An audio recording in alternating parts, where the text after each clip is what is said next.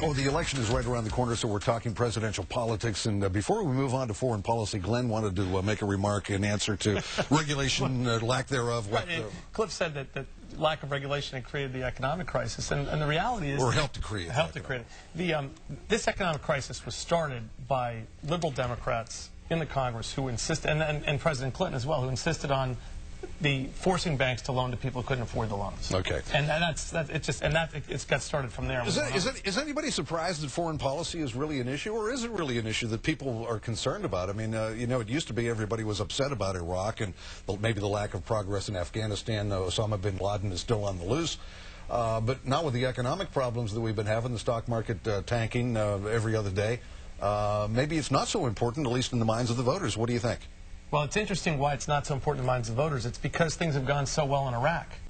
You know, a year and a half ago, things were really not going well in Iraq. It was really a crisis, and there was one lone senator who had the courage and the foresight to say, we need to have a surge. We need to support the surge. We need to try new tactics. We have a great new general, General Petraeus.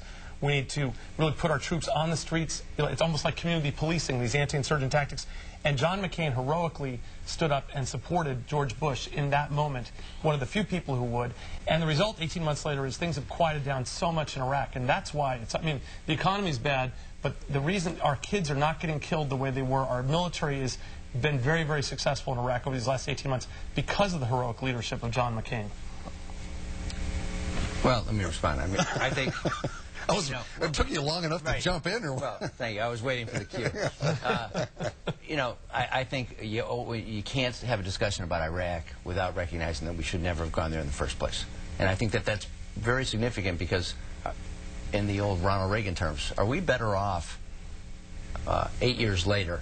Iran is now powerful, and these were all very predictable, and Barack Obama predicted this. I mean, if you're going to take out a Sunni who was a horrible person, you were going to have a Shia power, and none of this went into play in the Bush analysis.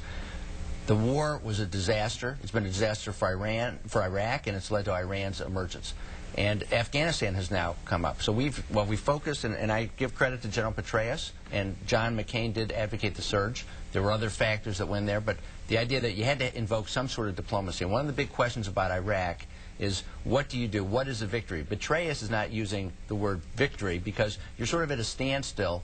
And right now, the Bush administration is negotiating to leave essentially the sort of timetable that Barack Obama has advocated from the beginning. Except Barack wants to have a 16-month cutoff. He'll have all the combat troops out, and that's giving our enemies, you know, almost having an open hand in poker, showing our enemies exactly what we're going to do. And that's why John McCain is saying, just like he was wise on the surge, he's saying, listen, we need to gradually draw down. We need to keep our victory in Iraq while we really focus on do the same tactics in Afghanistan. Petraeus doesn't call this a victory in Iraq. The point is, right now we're in a civil situation here. This is not a traditional war where you take the hill. We're in a civil situation. We could be there indefinitely. At some point we have to leave and allow there to be sort of a political equilibrium, if you will. Nobody quite knows how that would be.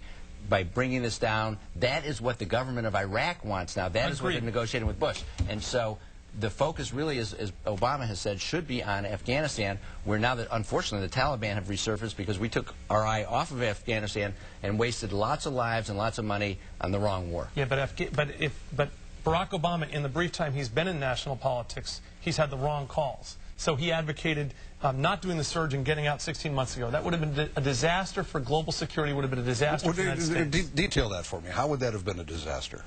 Because we would have had chaos in Iraq. We would have had Iran. How do you know that we would have had chaos in Iraq? I mean, how do you know these things? Let me jump in there because Sadr. Well, let me jump in there because Sadr was obviously a key force, and he called a truce at that time. And there were other lots of internal negotiations going on within Iraq. So there are a number of factors, and I think it may or may not have. We don't know. We'll never know because you can't replay history like that. Well, except that 16 months ago there was chaos in Iraq, and had the American, I mean, all the evidence I've read, and I don't think any of us are experts, but all the evidence I've read is that the Iraqi people were in a real crisis 16 months ago or 18 months ago, and had we just left them, it would have been a huge loss of credibility. We would have been could have been a genocide, could have been a huge loss of human life. You know, it just would have been a well, let me ask you something, and I don't mean to be ganging up on you, but You know what I'm confused about is I don't hear anybody saying, okay, 16 months ago, if we had pulled out, it would have been a disaster. What we need to do is stick around for another, I don't know, what is it, a year, 2 years, or something like that,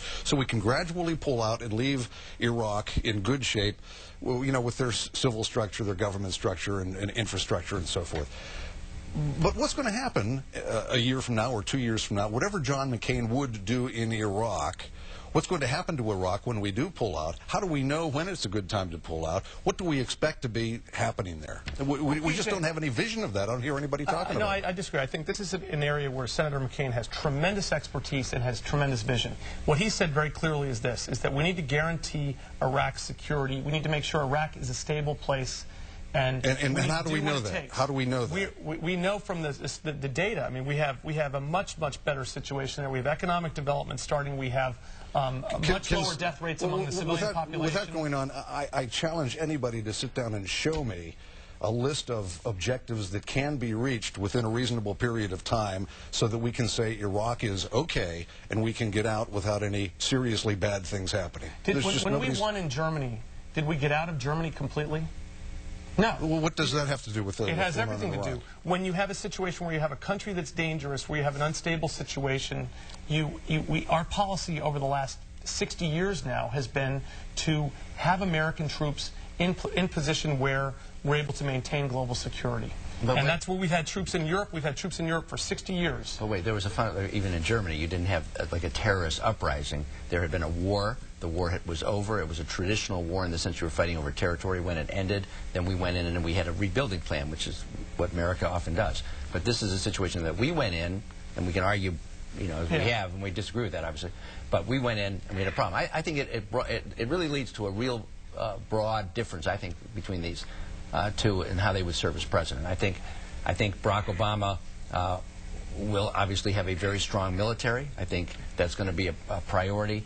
But I think in that respect there's some differences. I don't know that you're going to get a missile defense system in Poland, which may exacerbate tension with the Russians. I think maybe some of the money will be spent more on ground troops that can move and be available as opposed to a lot of the machinery. And I think really the biggest fundamental difference between them is that I think a President Obama introduces the notion and the ability to engage in diplomacy, and that somehow seems to be a bad thing, but I think that will create such a profound change in our world and how we get along, not particularly with our allies, and the ability to have them join forces with us. Well, you know, I think I agree with you, Cliff. There's a tremendous difference.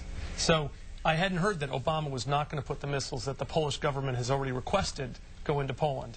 I do know this summer when Russia invaded Georgia that Barack Obama didn't know what to say for about 3 or 4 or 5 days. John McCain was consistent in condemning Russia from the beginning.